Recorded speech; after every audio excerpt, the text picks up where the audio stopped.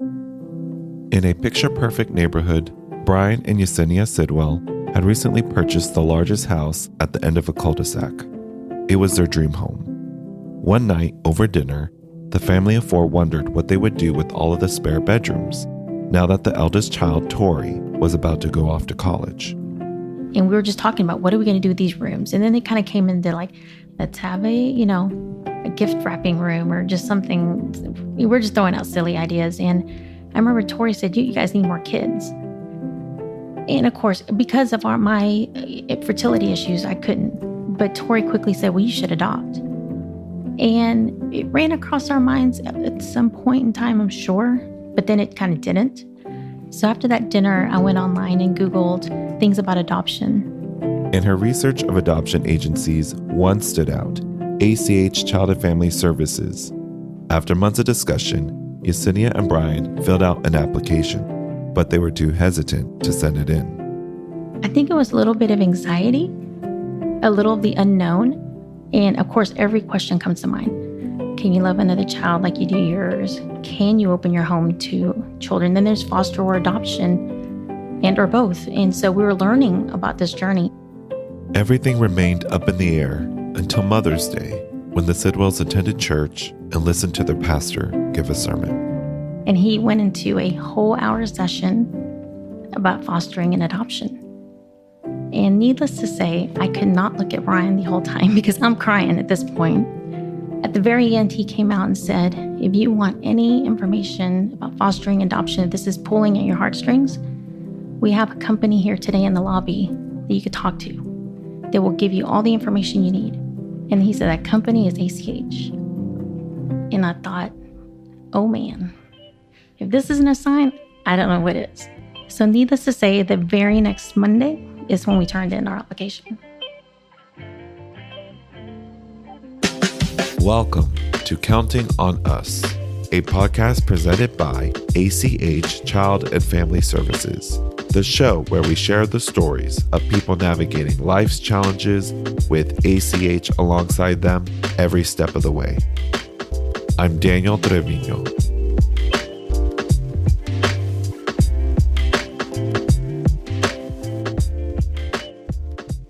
Once the Sidwells' application was processed, they were enrolled in pre-service training, which is a series of classes taught on the ACH campus that educates families on what their forthcoming child has been through and how to best integrate them into the family. For Yesenia and Brian, taking the classes was an eye-opener to the realities of fostering and adoption. My first impression was there was no holding back. It was raw, it was honest, it was transparent, which is exactly what we needed to hear. And I would agree. The content was really strong. Wasn't all worst case, but they didn't leave worst case out. What you come to find out is you need all of it, because you may see none of it, you may see a little bit, you may see a lot, and you got to be prepared. Well, in training, we give all kinds of examples of things that may arise, from simple situations to worst case scenarios. And the reason that we do that is we like to set realistic expectations. We want our families to thrive, and we don't want to set anyone up for failure. That's Lisbeth Bryant, the adoption supervisor for ACH Child and Family Services. Every day, Lisbeth and her team work to match licensed families with children available for adoption. We really want them to know that these children that have been through trauma, a lot of their behavior is survival. It's not malicious. It's not them manipulating. So we really do a lot of training on that. And so that's a big difference with our children. They just need to be treated in a different way sometimes, and their behaviors have to be addressed differently. After the adoption of their son Eli, the Sidwells would soon become familiar with how the pain of past trauma would resurface in Eli's behaviors. Soon after he moved in, a few weeks after our honeymoon phase, he had his first meltdown, his first tantrum with me. I was home with him alone, and I tried all my techniques that we learned, and nothing seemed to be working. And at this point, I caught myself, I was getting frustrated. So I said, we both need just some time to cool off. went and put him in his room. I said, we're going to sit here. I'm going to leave you alone. And as I walk out of the room, I closed the door behind me. And that's when it started. Holy moly, he had a meltdown that I've never heard before. It was beyond the tantrum he was already having. And it was this cry, scream / curdling sound. I can't even describe it. It just went to a different level. So the second I opened the door back, he was fine. And I was there. And I remember his eyes, he just even had this glazed look on his eyes. How did what you learned at ACH prepare you for that moment? So one of the skills that they did a really good job in training us was finding triggers. And I thought to myself, holy cow, this is one of those triggers. And it actually was in our training about some kids do not like the door being closed. And lo and behold, that was his. So I learned that he still needed that time by himself, but he still needed to know I was close. So therefore, I stood in the doorway with the door open. And I think that made him feel a little better that one, I wasn't gone and or shutting him away. Again, had I have not had that training, honestly, I probably would have gone back and closed the door again. Yesenia, what other behavioral challenges did you and Brian experience with Eli? When we dropped him off at daycare, we realized he had never been in a daycare setting. So for me, dropping him off, it was leaving him with somebody he didn't know. Trying to hurry him, getting him familiar with that person wasn't as easy as we thought. Every morning was a battle. She'd tell me it's a physical, I physically have to, carry him in, and it's this physical between the teacher and her, and and you can see the pain and anguish, and it was difficult. But there were several times that I would get in the car. I would either call Brian first and just be like, oh man, this is what happened today. I'm so tired. Or I would actually call my ACH worker and say, I don't talk me off the ledge. This just happened. Did I do right? Or what could I have done? Just to get some guidance. So we will support the parent through the call, say, hey, why don't you try this? Because sometimes it just takes someone who's not in the moment to be able to have a cool head and help them through that. And then we provide support after the situation. Once the situation is under control, we'll reach out the next day and be like, hey, let's talk about this. How are you feeling? Because sometimes the parents are like, that was really hard. And then we just kind of support them in that. Being a case manager, a lot of people think it's just paperwork and, meeting deadlines. But at ACH, the key for us is being a support. We are there to support you through the good times, the bad times, and at the end, the joy. So we really do want to be there all the way.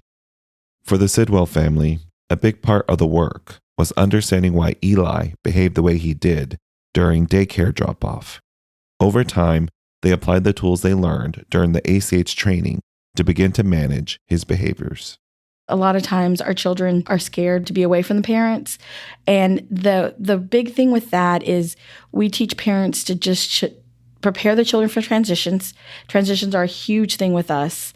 Our children have been moved from home to home, or they were removed from their home, so they have a really big issue with going anywhere that they're not familiar with. The other thing is being consistent. If your child is scared to go to school or your child's scared to go to daycare, just saying, I'm going to pick you up. And once they see you pick them up every day, then they start to understand this is something that's okay. I know you're going to be here every day when I'm done. I think we understand how to get out in front of it, and we're much more attentive to that, and we share it much more. We share it with his teachers. We share it with his new teachers.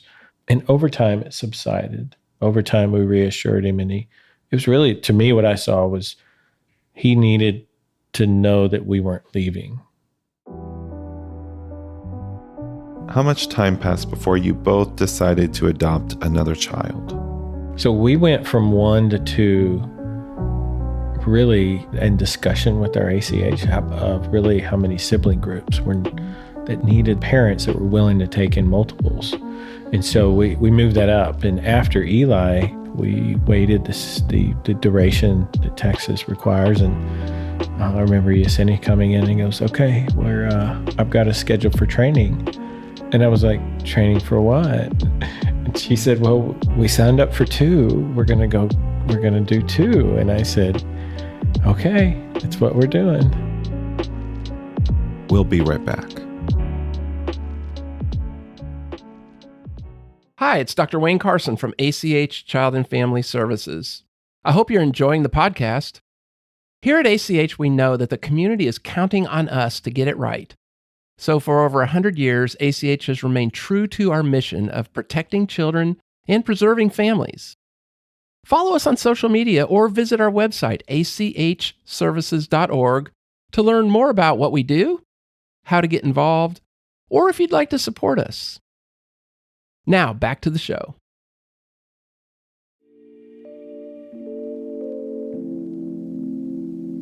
Every adoption is unique, with the many variables involved.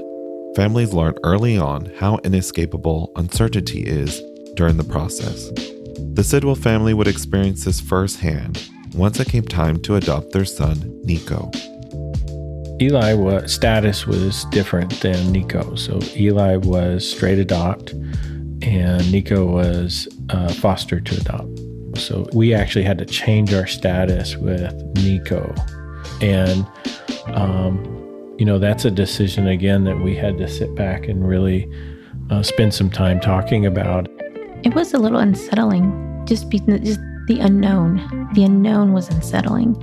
And I think all the worries that we had when we first were coming to learn about foster and adoption come into play, of he will continue to have to see his biological family. What happens if a judgment comes and he gets to go back home? It's all the what ifs. The unknown was tough, but trusting ACH did a good job preparing us for it. They let us know this is what it's going to look like. This is what's going to happen. Just be prepared. We emphasize it a lot in training. We let them know that reunification is what we are doing. That is the plan. And that biological families, we are very positive about biological families until they're no longer an option. We emphasize that at all times. Why is family reunification important? Because it's the best interest of the child. I mean, children do thrive in their families, and we do want to always give a child the opportunity to be raised by their biological family or family members. Children do well with their families, and that's what we want. I mean, we want to protect families. Once Nico was placed with the Sidwell family, it became apparent that his past upbringing had created some bad habits that were now up to Brian and Yesenia to correct. So Nico is much different than any of our other kids. He could live off of soda and donuts, or really anything with sugar. He's a sugar kid. We kind of nicknamed it the gas station food is what he was raised on. So I would make him eat and or try different foods. Therefore, I'm the mean one. What helped a lot is the training at ACH. So let's say with food, early on, okay, tonight we're going to have this. For dinner, we're going to have this. So we're going to get all the angst and oh man, we're going to get that out early. One thing we've done, even for our biological children, is, if we make dinner, they now know that they might push and shove and it may take a little bit and they may sit there at the table a lot longer. But by golly, they will finally finish that last bite, and then they get their reward. They get dessert or praise, of course, lots of praise. But now they just know. So it's not so much of a battle because they just know that's what's expected. With both Eli and Nico now legally adopted, the Sidwell family share their experience integrating the boys into the family. The pictures on my nightstand previously were of Noah and Tori as infants. And I remember Eli coming to my nightstand going, "Where's my picture?" And that was eye-opening for me, thinking, wow, I don't have that. I was not lucky enough to get infant pictures of either boy. However, I was able to get kind of toddler-ish pictures. So I then switched those pictures to more toddler age pictures for even my biological children to kind of make it a little more equal and evened. The other thing was sports. Noah was playing sports. He was playing lacrosse. And as soon as Eli became of age, we put him in. We were really intentional about getting him engaged in the same things that any other kid would be doing in a home, And for each other. Yeah. If one has a game, the other one doesn't, we still all go together. That's right. To watch each sibling. And Nico being young, he's not yet old enough, and he asks every day, when is it my turn? Well, now it's his turn. Yeah. So it's really important that now we have our older two support him, just as he sat there and supported and came. We make sure to have the boys acknowledge, hey, thank your brothers for coming. Mm-hmm. That was really special that they came to watch you today. Several years ago, it was over dinner when the seed of adoption was planted in the hearts of the Sidwell family. Today, I got to see that dream come to fruition when I joined them in their home for dinner and cake in celebration of Eli's Gotcha Day. The chicken's ready, and rice and the beans. Eli, Nico, come on, you guys, time to eat. Yes, sir. Yesenia, can you explain what Gotcha Day is? Gotcha Day is a celebration of the day the boys were adopted. Through our training, it was mentioned that it was important to celebrate the day we became that family unit with them. We incorporated them, we blended them in. So that was a really good, for me, it was really good advice that we got to really make a celebration out of it and not make it a taboo thing that you just don't talk about. I said I don't want beans. Okay, Dad. Remember, we have to eat a little beans if you want dessert. I didn't give you very many. You're good. Eli thought he didn't want the beans either, and then he tasted them. What did you think of the beans, Eli? They're good. They're good. See? I think what really stood out, after a few years with Eli, recently I asked him, I said, hey, what does Gotcha Day mean for you now? And he looked up at me and he said, Dad, that's the day I became a Sidwell. And it really resonated with me of how maybe uncomfortable, or if going into Gotcha Day you have any apprehension about it. I mean, him saying that, just, okay, we're doing the right thing. It's right for him. It's got the right feel. So for dessert, we got a chocolate upon chocolate mousse cake. And so it's huge and it's thick and it's delicious. So every time we have an event, I'll try to go get one because the kids devour it. We always wanted a big family, and we left it in God's hands, and it just didn't look like what we thought.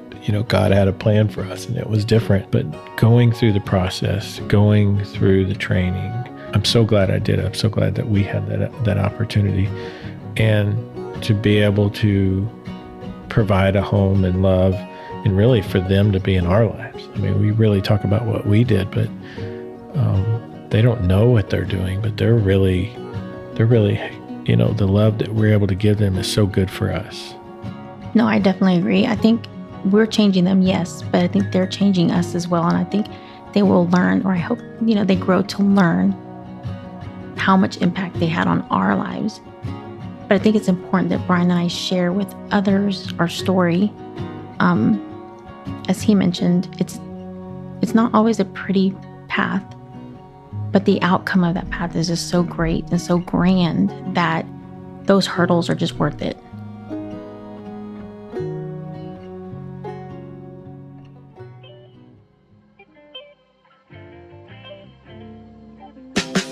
Thank you, Brian and Yesenia, for sharing your story.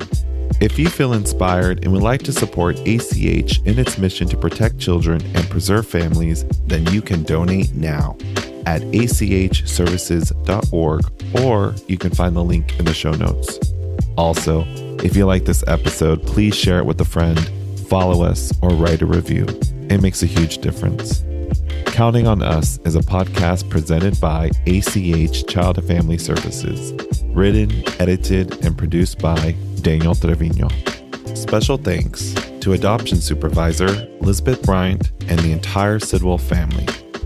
Mixing by Panoramic Sound.